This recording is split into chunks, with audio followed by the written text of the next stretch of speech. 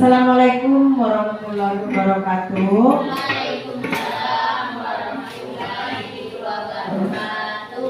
Alhamdulillahirabbil alamin wassalatu wassalamu ala asrofil anbiya'i wal mursalin wa ala alihi washabbihi rasulillah ajmain. Amma ba'du. Pertama dan paling utama sekali, marilah kita ucapkan rasa puji syukur kita kepada Allah Subhanahu wa taala karena berkat rahmat yang beliau berikan kepada kita sehingga kita dapat berkumpul di ruangan kelas 4 yang cukup sederhana ini. Kemudian selawat garis salam tak lupa pula kita hadiahkan buat arwah di alam yakni Nabi besar Muhammad sallallahu alaihi wasallam dengan ucapan Allahumma shalli ala sayyidina Muhammad wa ala ali sayyidina Muhammad. Semoga dengan selalu bersalawat kepada beliau kita diakui sebagai umatnya. Amin amin ya rabbal alamin. Yang kami hormati Bapak Ibu Majelis Guru yang sempat hadir pada pagi hari ini, kemudian yang berbahagia Ibu Puspita Winda Anafri yang akan menyampaikan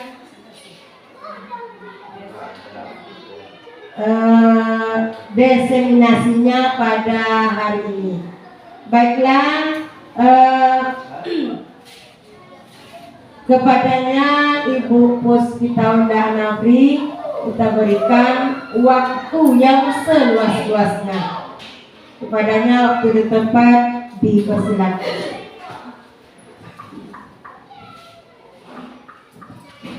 Terima kasih Ibu Moderator. Assalamualaikum warahmatullahi wabarakatuh. Waalaikumsalam warahmatullahi wabarakatuh. Yang saya hormati Bapak Kepala Sekolah atau yang mewakili, yang saya hormati Bapak Ibu Guru Hebat SDN 002 Logas yang sudah meluangkan waktunya hingga bisa berkumpul di ruangan ini guna untuk mendengarkan saya sebagai calon guru penggerak angkatan 11 Kabupaten Kuantan Sengingi menyebarkan pemahaman dan penyerapan pengalaman budaya positif. Saya calon guru penggerak angkatan 11 dari SDN 002 Logas Kabupaten Kuantan Sengingi yang berdiri sekarang di depan ibu-ibu, bapak-bapak yang sudah jauh lebih senior dari saya dalam hal mengajar.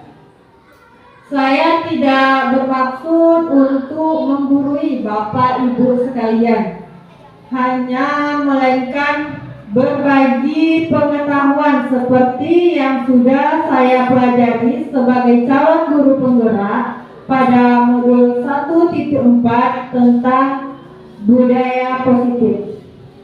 Di sini saya akan menjelaskan beberapa poin penting yang telah saya pelajari pada budaya positif ini.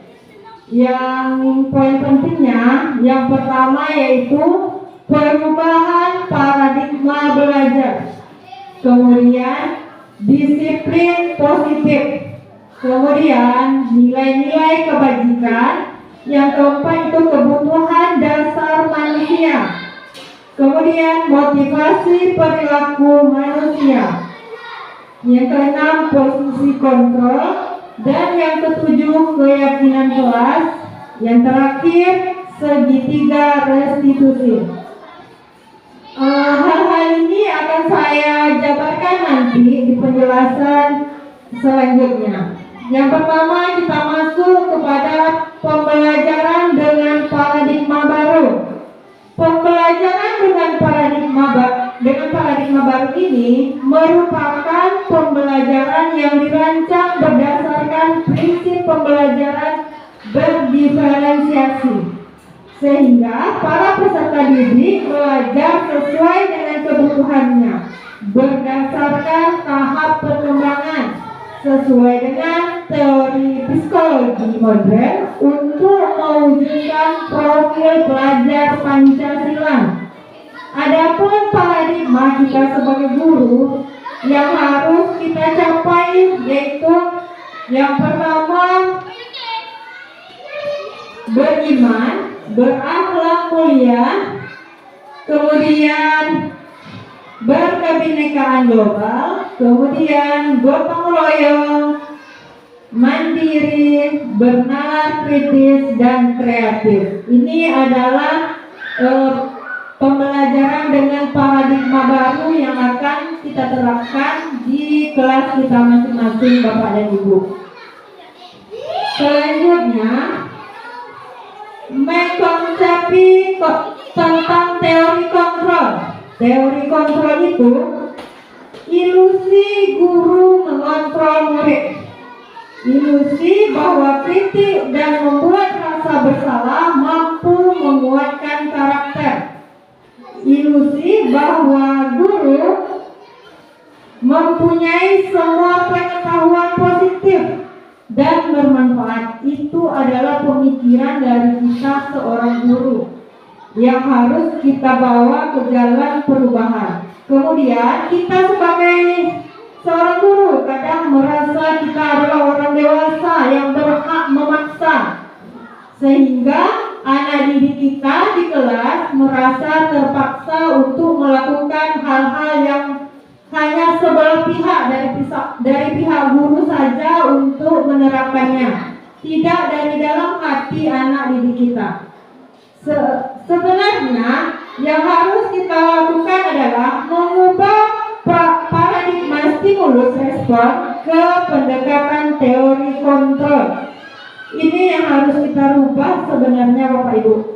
Stimulus respon kita, kebutuhan kita sebagai guru menyebutkan bahwa kebutuhan kita sama, padahal teori kontrolnya kebutuhan kita itu berbeda. Begitu dengan kebutuhan anak-anak kita di kelas. Ada anak kita yang membutuhkan kasih sayang, ada yang membutuhkan perhatian lebih dari kita, kemudian ada yang memang membutuhkan bimbingan khusus dalam pembelajaran. Itu yang disebut dengan kebutuhan kita berbeda. Teori kontrolnya seperti yang sudah saya sampaikan tadi, banyak kasus yang kita temui di kelas. Ada beberapa siswa yang kadang datang terlambat, belajar sering ngantuk, pasti semuanya itu ada kontrolnya.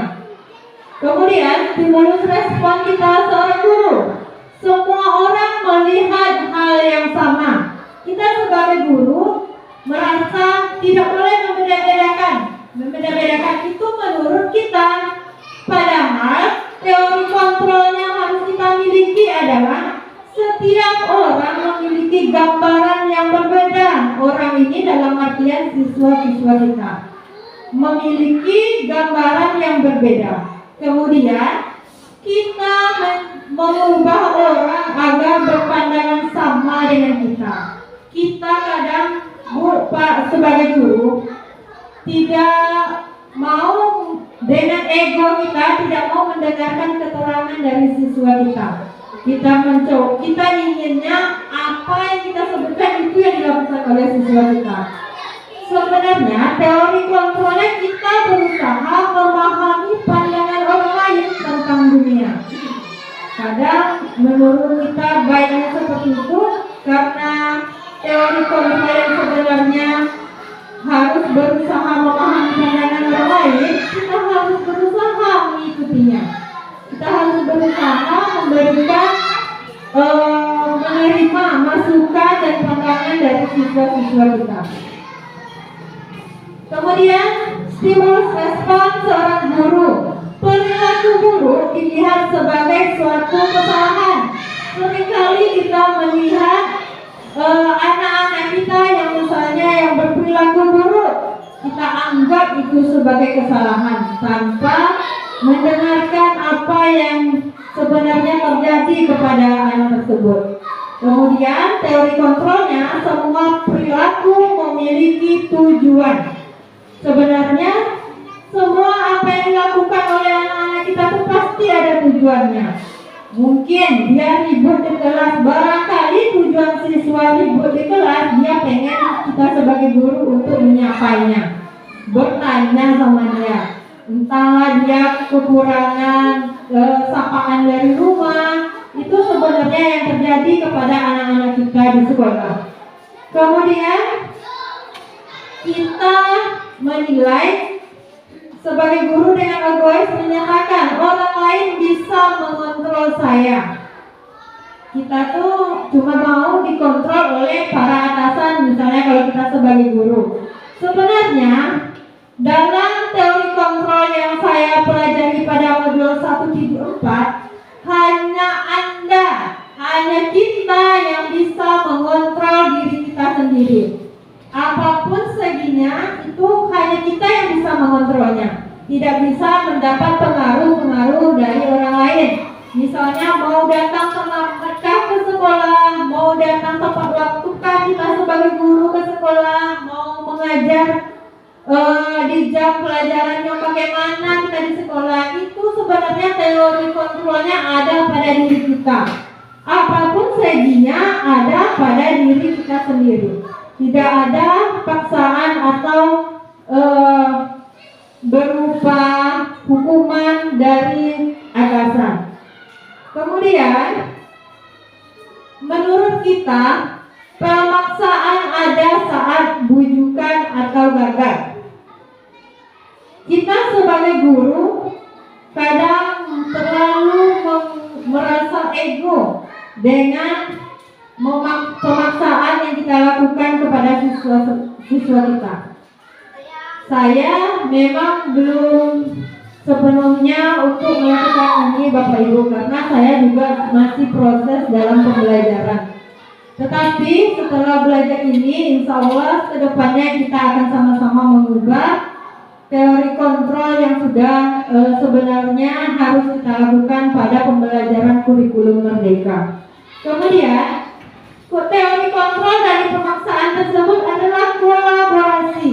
Kolaborasi di sini kerjasama menciptakan pilihan-pilihan baru. Kerjasama antar siapa?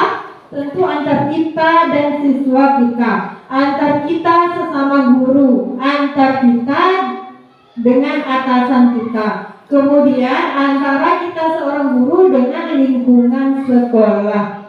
Itulah yang saya sebut dengan teori kontrol tadi. Selanjutnya, di sini ada disiplin positif. Disiplin berasal dari kata disiplina yang berarti belajar. Disiplin mengacu pada disiplin diri yang memiliki tanggung jawab terhadap apa yang dilakukan berdasarkan nilai-nilai yang diyakini. Kemudian, disiplin positif merupakan salah satu cara penerapan disiplin yang bertujuan untuk menumbuhkan kesadaran serta memberdayakan peserta didik tanpa imbalan, penghargaan, ancaman, atau hukuman. Mendengar, pasti kita sebagai guru kalau mendengar kata disiplin positif, kira-kira apa yang tersirat di dalam pemikiran ibu dan bapak tentang disiplin positif? Apa Bu, Pak? Kira-kira yang terlintas dalam pikirannya? Datang tepat waktu, boleh. Apalagi Pak, Bu? Apalagi yang tersirat dalam pemikiran Bapak dan Ibu kira-kira tentang disiplin positif? Berbicara yang sopan, boleh. Itu sudah termasuk ke dalam disiplin positif. Kemudian, apalagi Bu kira-kira?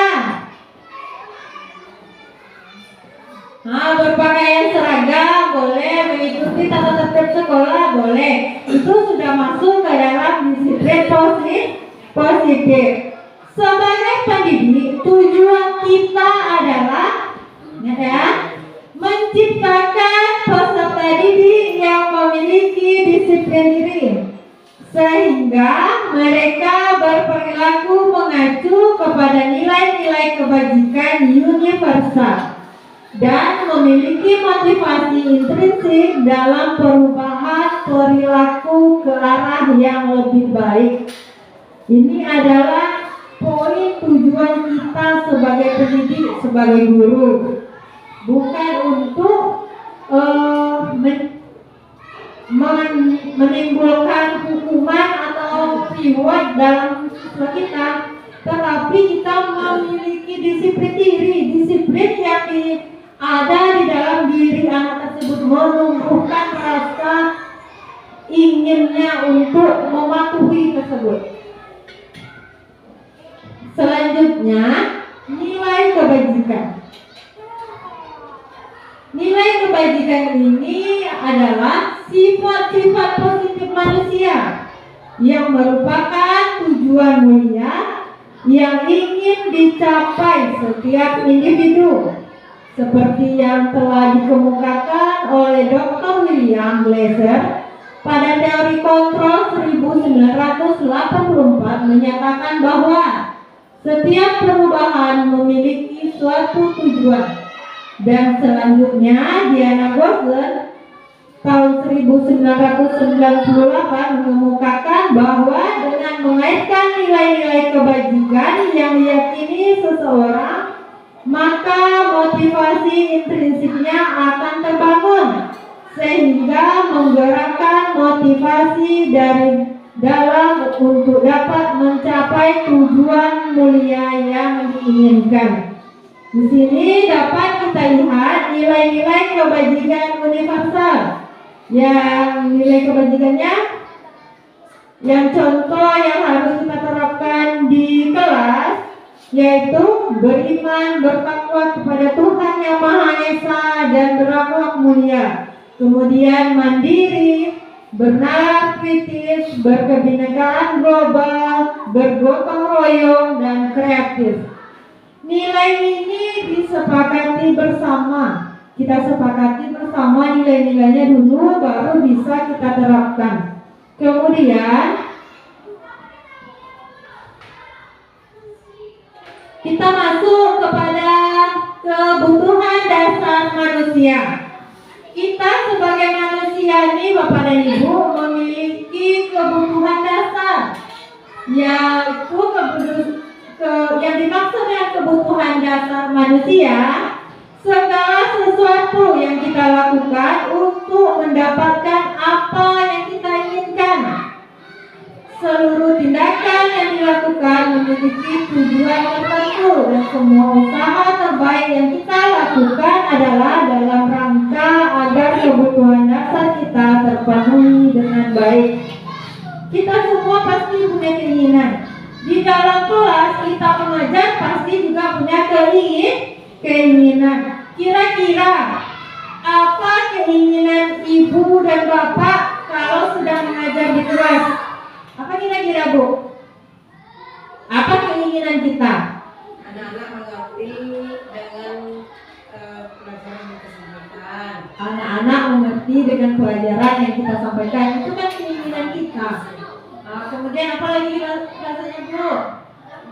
Anak-anak berbicara sopan ketika kita ada di dalam kelas. Anak-anak berpakaian rapi. Itu adalah kebutuhan dasar manusia. Kebutuhan dasar manusia, segala sesuatu yang kita lakukan untuk mendapatkan apa yang kita inginkan. Kira-kira seperti itulah keinginan yang ingin kita capai di dalam kelas kita masing-masing. Ini lingkup kecilnya adalah kelas, kemudian lingkup besarnya itu adalah keinginan kita untuk sekolah. Lingkup kecilnya kita ambil terlebih dahulu. Untuk mewujudkan hal tersebut ada beberapa hal yang perlu kita lakukan. 5 kebutuhan dasar manusia. Yang pertama, kebutuhan dasar bertahan hidup. Yang kedua, kebutuhan dasar kasih sayang. Kemudian yang ketiga, kebutuhan dasar kebebasan. Yang keempat, kebutuhan kesenangan. Kemudian kebutuhan penguasaan. Ini adalah 5 kebutuhan dasar manusia yang harus kita imbangi dengan nilai-nilai yang kita ajarkan kepada anak didik kita di sekolah. Kita pertimbangkan, yang pertama anak didik kita tuh ingin punya kebutuhan bertahan hidup. Nanti sudah jelas dia sakit, kita memaksa ke sekolah. Berarti kita tidak mempertimbangkan kebutuhan dasar yang ada pada anak kita. Kemudian jelas anak kita tuh butuh kasih sayang, butuh perhatian. Kita masih aja marah, sehingga menjadi penekanan terhadap psikologis anak. Kemudian yang ketiga, kebutuhan kebebasan. Kadang anak itu di dalam pelajaran, misalnya dalam pelajaran matematika. Dalam pelajaran matematika ada berbagai macam jalan, tapi hasilnya sama. Sedangkan kita di sekolah mengajarkan jalan yang seperti ini. Tiba-tiba dia dengan guru privatnya atau guru lesnya mengajarkan dengan jalan yang berbeda, tapi hasilnya sama. Apakah kita ingin memaksakan kehendak kita untuk anak mengikuti jalan kita? Sebaiknya itu tidak kita lakukan untuk nilai kebebasan. Kemudian kesenangan tadi kita jangan sampai merenggut kesenangan yang dimiliki oleh anak kita. Kemudian penguasaan tadi ya dari segi penguasaan di lingkungan kelas.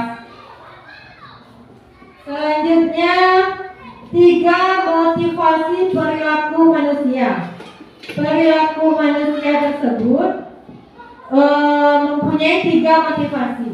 Yang pertama, kita melakukannya, kita sebagai guru melakukannya, memotivasi diri kita untuk menghindari ketidaknyamanan atau hukuman saja. Ya kan Bu?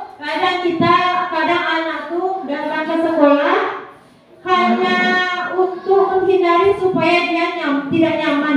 Hal tidak nyamannya seperti dimarahi orang tuanya atau mendapat hukuman di sekolah kalau tidak datang ke sekolah. Kemudian motivasi yang kedua, untuk mendapatkan imbalan atau penghargaan dari orang lain. Kadang kita melakukan suatu tugas itu hanya untuk mendapat imbalan, atau apanya kita sebagai guru hanya untuk mendapatkan gaji saja, tidak dari kesadaran diri kita.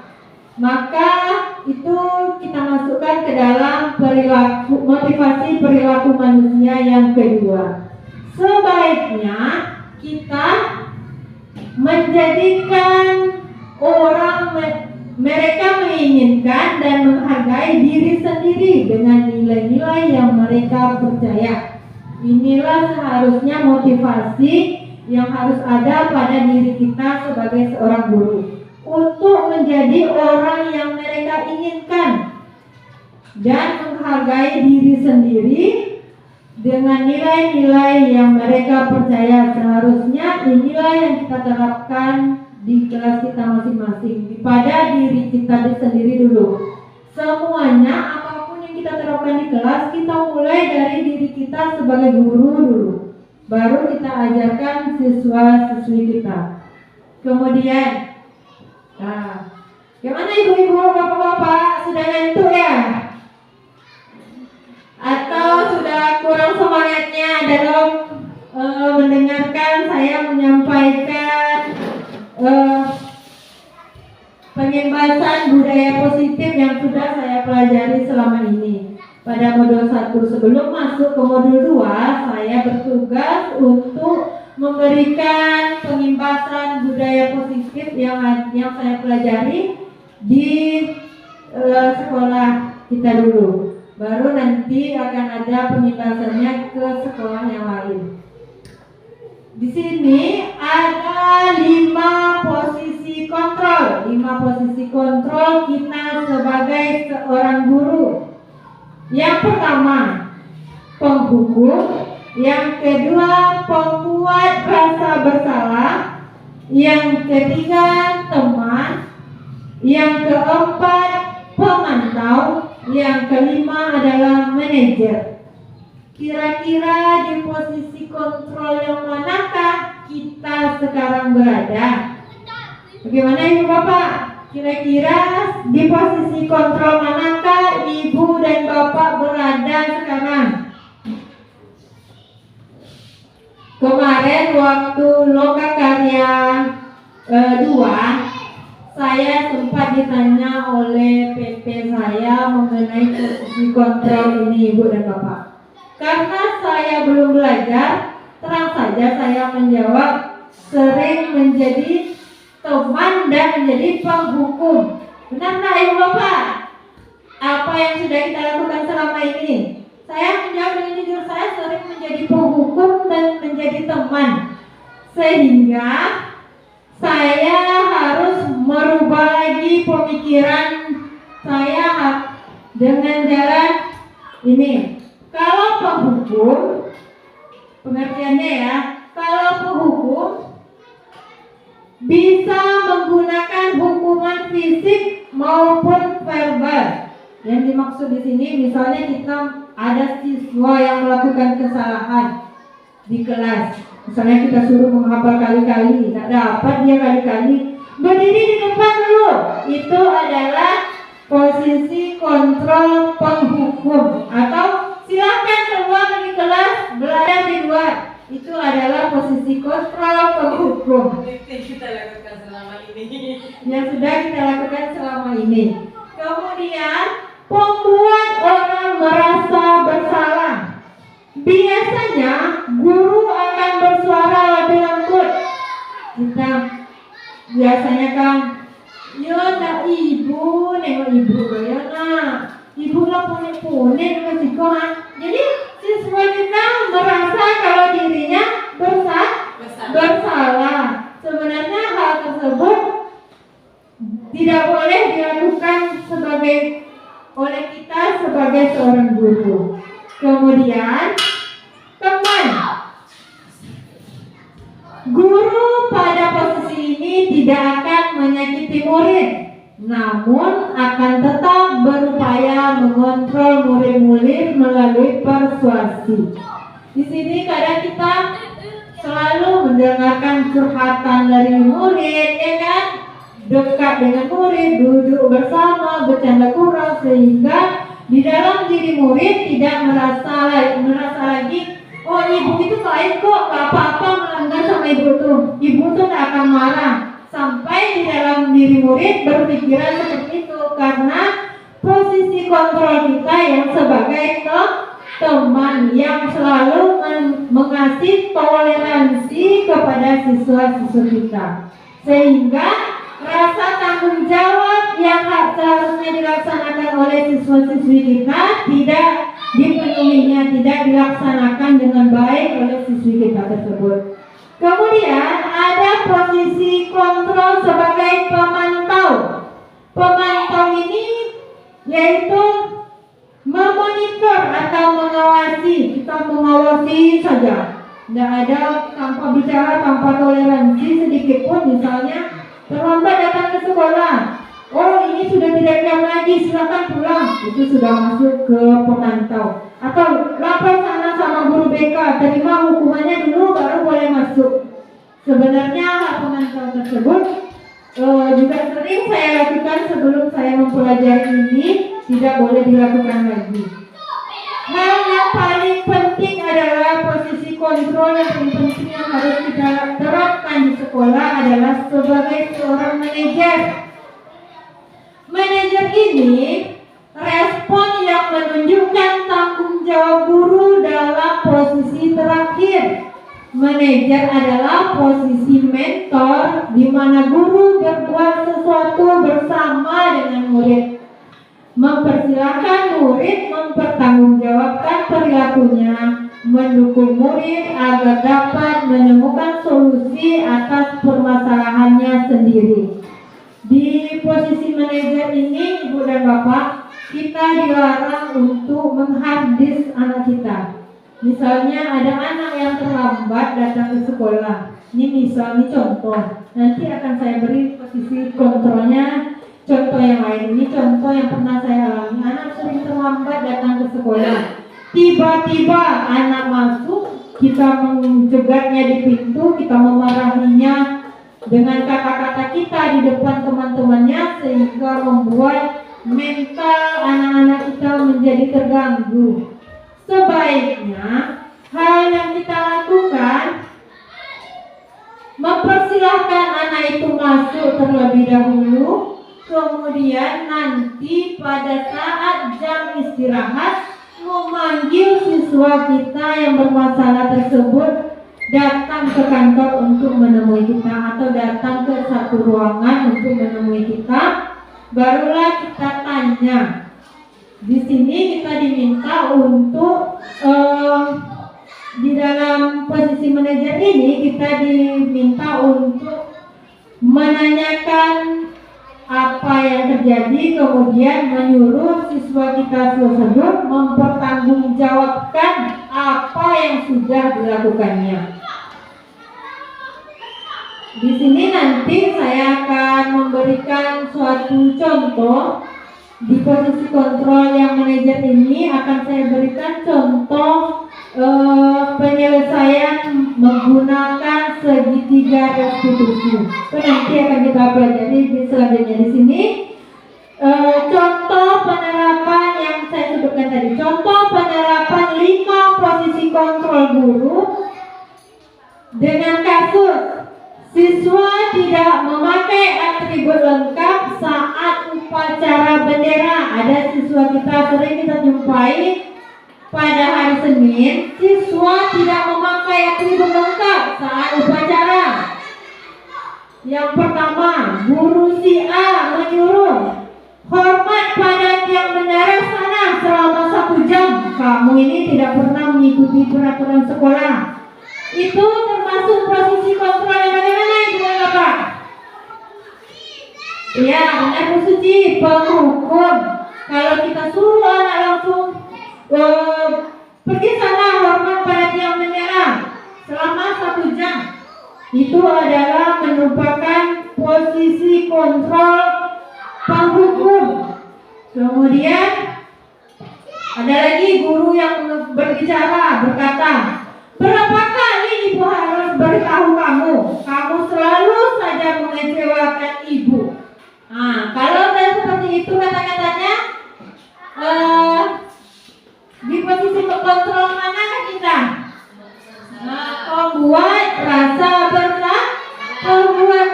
bersalah. Kemudian kalau ada yang bilang lagi ya sama kita guru misalnya, ayo dong ikuti aturan sekolah, tolong bantu ibu sekali. Ya sudah, tidak apa-apa, lain kali jangan sampai berbuat seperti ini lagi ya. Itu posisi kontrol kita sebagai teman. Ini yang sering kita lakukan kepada anak-anak kita. Kita selalu membiarkan sehingga menyodorkan tanggung jawab yang seharusnya dilaksanakan oleh siswa-siswi kita. Kemudian ada salah satu guru yang mengucapkan, kamu sudah melanggar peraturan sekolah.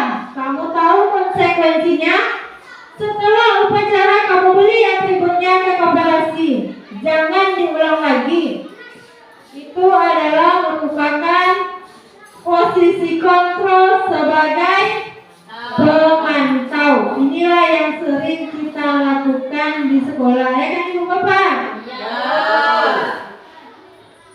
Kemudian yang selanjutnya, salah seorang guru dengan bijak datang kepada siswa menanyakan tentang apakah kamu tahu kesalahanmu? Kira-kira bagaimana kamu memperbaiki kesalahan tersebut? Ini adalah posisi kontrol yang sangat kita inginkan, ya kan Bapak Ibu? Yaitu posisi kontrol sebagai manajer. Inilah posisi kontrol yang seharusnya kita laksanakan di sekolah kita atau di dalam pembelajaran di kelas maupun di lingkungan sekolah. Di sini ada beberapa yang sudah saya buat posisi kontrol. Apakah itu? Yang pertama, saya kecewa sekali dengan sikap kamu. Kira-kira posisi kontrol apakah itu? Benar, pembuat rasa bersalah. Kemudian kamu tidak pernah benar melakukannya. Kira-kira kalau kita mengucapkan, kita sebagai guru mengucapkan hal demikian kepada siswa kita, berada di posisi kontrol mana kita, Bu? Penghukum, benar. Kemudian, apa rencanamu untuk menyelesaikan masalah ini? Kita berada di posisi kontrol manajer. Kemudian, ayolah lakukan demi bapak atau ibu. Kira-kira kita berada di posisi kontrol yang mana ini? Kamu tidak pernah mendapat nilai jika tidak mengerjakan tugas. Dengan tegas kita bilang kalau tidak buat tugas, tidak akan dapat nilai dari guru. Nah, nanya kalau selalu kita ucapkan seperti itu kepada siswa-siswi kita. Bukan ibu-ibu saja, saya juga sering melakukannya karena ketidaktahuan dalam ilmu tersebut. Ini sudah termasuk contoh kontrol yang kita lakukan sebagai pemantau tersebut. Kita selalu menghabis anak didik kita dengan kata-kata yang tidak mengajak. Jadi intinya kita sebagai guru harus menimbulkan kesadaran diri yang paling penting terhadap anak peserta didik kita. Kalau kesadaran dari dirinya sudah ada, tentu otomatis dia akan melaksanakannya dengan sungguh-sungguh apapun itu. Di sini setelah mempelajari posisi kontrol, 5 posisi kontrol kita sebagai guru tersebut, semoga kedepannya kita melakukan paradigma perubahan di kelas kita masing-masing. Selanjutnya, keyakinan kelas. Mengapa harus keyakinan kelas? Mengapa bukan peraturan kelas yang kita tonjolkan di sekolah? Karena kalau kita mengarah kepada peraturan, tentu konsekuensinya adalah berupa hukuman. Kalau peraturan itu pasti siswa kita menilai, oh kalau peraturan kelas pasti nanti kalau dilaksanakan akan ada hukuman. Tentu anak tersebut akan melaksanakannya karena takut dihukum, tidak dari dalam dirinya tersebut. Kalau keyakinan kelas, keyakinan yang kita miliki, kalau keyakinan kelas tersebut itu yang bersifat abstrak, berupa pernyataan yang universal, kemudian dibuat dalam pernyataan positif, sedikit agar mudah diingat, sesuai dengan kondisi kelas dan sekolah sehingga mudah diterapkan. Kita di sini menerapkan keyakinan kelas. Kira-kira apa yang dibutuhkan oleh siswa saya ya? Apa yang dibutuhkan oleh siswa dan saya yang mengajar di dalam kelas? Itu yang kita terapkan kepada anak kita. Itu pun berdasarkan dari kebutuhan. Apa kebutuhan yang kita inginkan, apa kebutuhan yang kita ingin dapatkan di kelas, kemudian apa kebutuhan yang dibutuhkan oleh siswa-siswi kita tersebut. Seperti yang sudah saya praktekkan, membuat keyakinan kelas yang bisa Ibu Bapak lihat. Yang pertama yaitu kalau keluar dan masuk kelas harus izin dan mengucapkan salam. Kemudian berbicara harus sopan. Kemudian datang ke sekolah harus tepat waktu. Ini sama dengan disiplin. Kemudian sama-sama menjaga kebersihan kelas. Karena kenapa kami terapkan sama-sama menjaga kebersihan kelas? Karena kalau kita cuma mengandalkan piket kelas yang cuma 3 atau 4 orang per hari yang bekerja, tentu keadaan kelas tidak akan bisa rapi atau bersih sampai akhir jam pelajaran. Apalagi kita yang berada di kelas-kelas bawah. Makanya kita terapkan kepada siswa siswa-siswa kita harus meyakini, harus mempunyai keyakinan menjaga kebersihan kelas bersama-sama. Kemudian bertemu sapa jika bertemu guru. Ini lebih ke pengembangan karakter ibu dan bapak. Karena banyak kita jumpai siswa-siswi kita yang bertemu di jalan, bahkan ada yang melenggo, dia pura-pura tidak kenal sama kita. Sering saya jumpai. Maka dari itu untuk menghindari hal tersebut, saya membuat keyakinan kelas bersama siswa-siswi yang lain bertegur sapa jika bertemu guru. Kemudian agar menghindari perkelahian di kelas, saya menambahkan tidak boleh mengejek teman atau berkelahi, karena ejekan itu adalah faktor yang paling utama dari perkelahian yang dilakukan oleh siswa-siswi kita selama ini. Begitu cara pembentukan keyakinan di kelas menurut saya. Kemudian di sini ada segitiga restitusi. Segitiga restitusi ini adalah cara untuk kita sebagai guru tadi memenuhi kontrol sebagai seorang manajer yang saya sebutkan tadi. Di sini kalau kita sebagai kontrol seorang manajer, hal pertama yang harus kita laksanakan adalah menstabilkan identitas. Ini adalah hal utama yang harus kita laksanakan. Kemudian yang kedua, validasi tindakan yang salah. Nah, kita cari kebenarannya dulu tindakan yang salah tersebut. Kemudian baru menanyakan keyakinan. Keyakinannya bagaimana? Keyakinan kelas yang sudah kita sepakati bersama tadi, Ibu dan Bapak. Di sini menstabilkan identitas. Berbuat apa kata yang perlu kita ucapkan kepada siswa itu adalah berbuat salah itu wajar. Nah, itu bahasa kita sama. Tidak ada manusia yang sempurna. Kemudian ibu bapak juga pernah melakukan itu.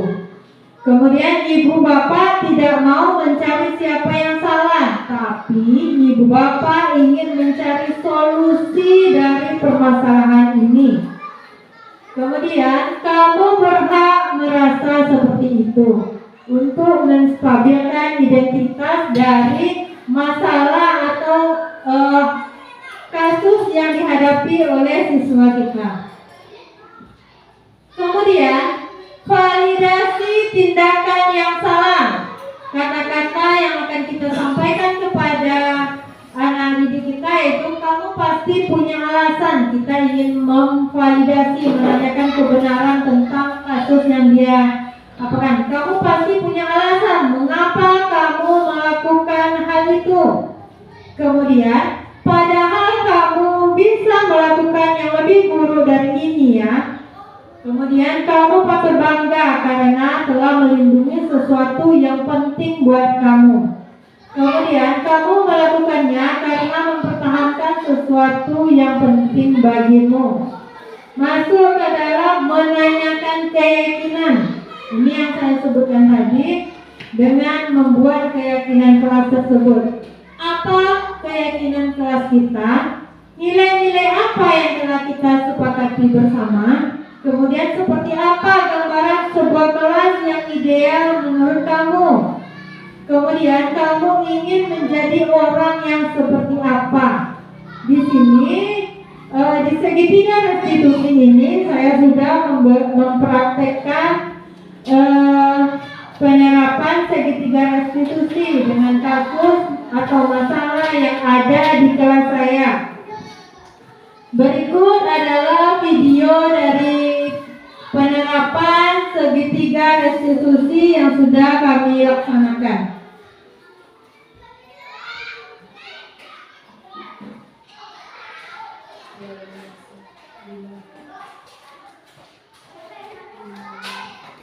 Ini adalah kasus segitiga restitusi antara saya dan Gibran yang sering datang terlambat ke sekolah.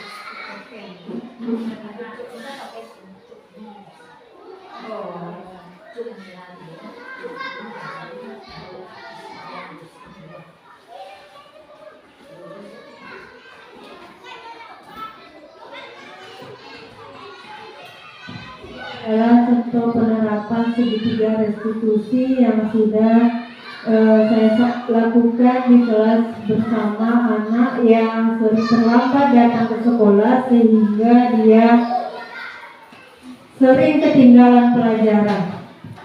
Di sini kalau saya memanggil dan menyadarkan anak tersebut tentang apa yang dilakukannya, kemudian melakukan pemecahan masalah menggunakan segitiga restitusi. Dan akhirnya anak tersebut mengakui kesalahannya sehingga anak tersebut kami menemukan solusi supaya siswa saya tersebut berjanji agar tidak main HP terlalu malam lagi dan tidak begadang lagi. Kemudian saya mengambil inisiatif untuk menyadarkan anak tersebut dan menghubungi orang tua anak tersebut, bekerja sama, berkolaborasi untuk meningkatkan minat dan kemampuan anak tersebut dalam bangun pagi. Dalam penerapan program disiplin positif, hendaknya guru memiliki standar kepribadian profesional dan sosial yang baik, di mana guru mampu merefleksikan dirinya dalam posisi kontrol saat ini. Bagaimana perjalanan dirinya sebagai among atau manajer yang menuntun murid-muridnya menjadi insan yang mandiri, merdeka, dan bertanggung jawab. Inilah yang dapat saya sampaikan pada pembahasan budaya positif yang saya pelajari pada modul 1.4. Terima kasih atas segala perhatian dan dukungan dari Bapak Ibu Guru hebat SDN 002 Logat. Saya akhiri dengan wassalamualaikum warahmatullahi wabarakatuh. Saya kembalikan kepada Ibu Moderator.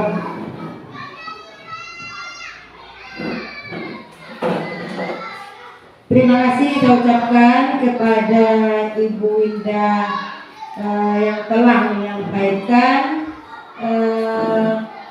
diseminasi budaya positif yang sudah beliau sampaikan dengan panjang lebar. Kemudian harapan kita semua kita bisa menerapkannya di kelas, tentunya dengan pelajaran kita masing-masing. Saya sebagai moderator mohon maaf atas segala kekurangan. Saya akhiri. Assalamualaikum warahmatullahi wabarakatuh.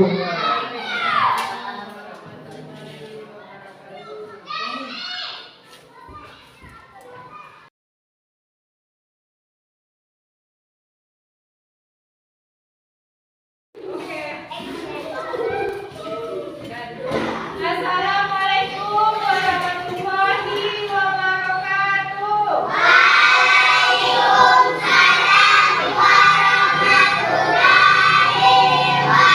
wabarakatuh.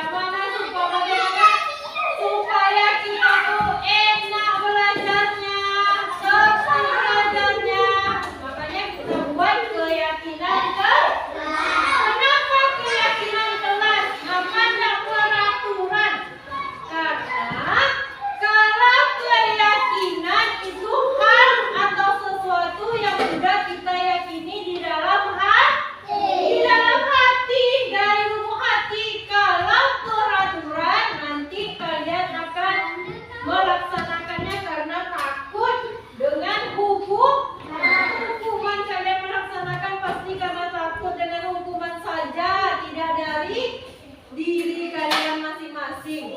Nah, seperti itulah keyakinan kelas. Kira-kira keyakinan kelas seperti apa yang kita butuhkan di kelas kita nih? Apa kira-kira keyakinan kelasnya? Siapa yang tahu keyakinan kelas apa yang harus kita terapkan di dalam kelas ini? Siapa yang tahu? Tunjuk tangan. Eza, apa Eza? Pesankan Eza. Berbicara harus sopan, kata Eza. Bagaimana? Setuju? Kalau setuju, Ibu tuliskan keyakinan kelas.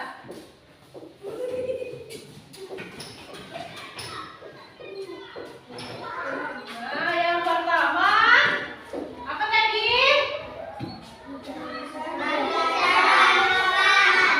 Berbicara harus sopan.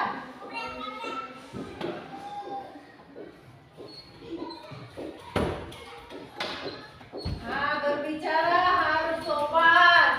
Kemudian ada lagi yang kita yakini yang kita perlukan di dalam kelas ini. Ada lagi? Ada apa aja?